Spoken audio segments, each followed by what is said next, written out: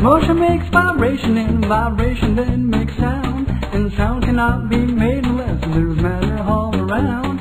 Vibrations move the matter, carried from their source, in all directions through a solid liquid gas, like air, of course. Sound energy moves through solids faster than the rest, because it moves through particles that are tightly packed and fast. So knock on wood and toot the horn and give a bell a buzz, and when you hear the sound that makes you know, that is because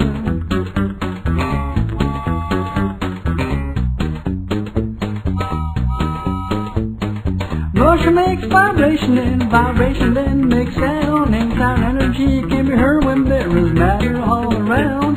The volume can be loud or soft, vibrations big or small. Sound travels in a wave, and when it's loud, the wave is called.